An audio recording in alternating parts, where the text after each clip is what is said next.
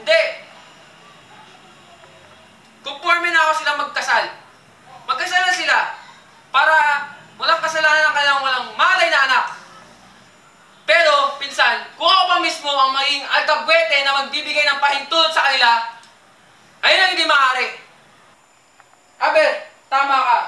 May layang silang magpakasal. E di kung magpakasal sila. Tapos ang kwento.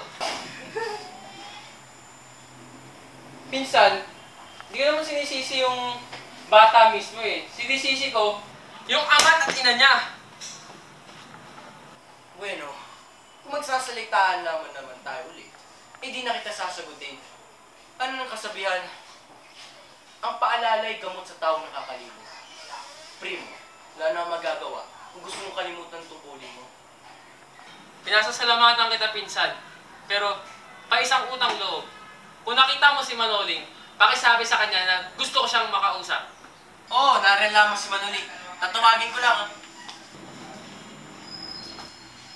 Teka, huwag mong kalilimutan na anak mo siya. Oo, hindi ko siya nalilimutan na siya ang aking anak. Huwag mo pala siyang pagbubuhatan ng kamay. Bakit ko pagbubuhatan ng kamay? Nakikilala kita. Kapag nagdidilim ang iyong isip, di mo alam kung anong ginagawa mo. Oo, nilalaman ko. At isaisip mo na tayong dalawa duman din sa pagiging kabataan na. Pero pinsan, isang tanong. Tatawagin mo ba ako na lang tatawag? Oo, ako tatawag. Dali ka lang. Manolo! Yan dito! Kahit kita makausap niyo ma, lalayas na ako sandali.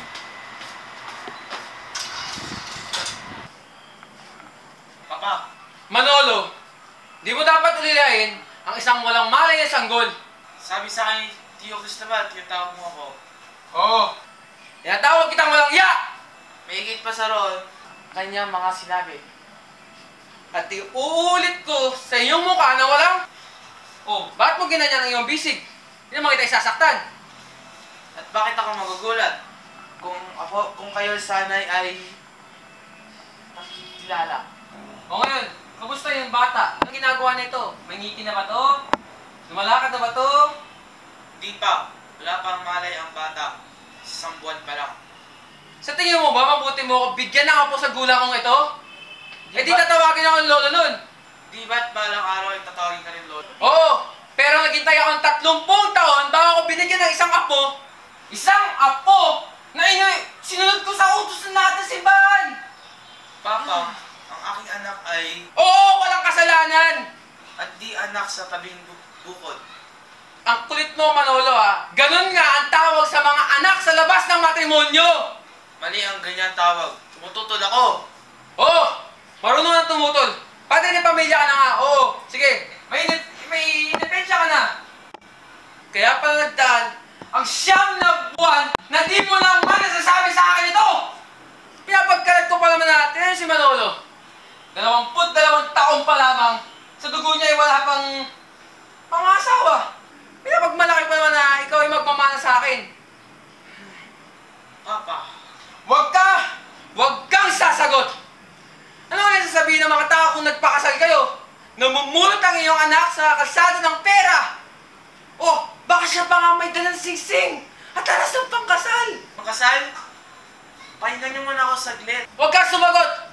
Inuulit ko na sa'yo Kilala mo ako magsalita! Sa loob ng tahanan ito, walang masusunod kundi ako lang! Ngayon, sinunod mo ang sarili mo. Pero tandaan mo ito, wala ka ng ama! Ngayon, pwede na ba ako magsalita? Oo, sige. Magsalita ka. Pinagtatapat ko sa inyo ang aming pag-ibig ni Rita, dali sa wakas at... Oo! Labag sa mabuting kaugali!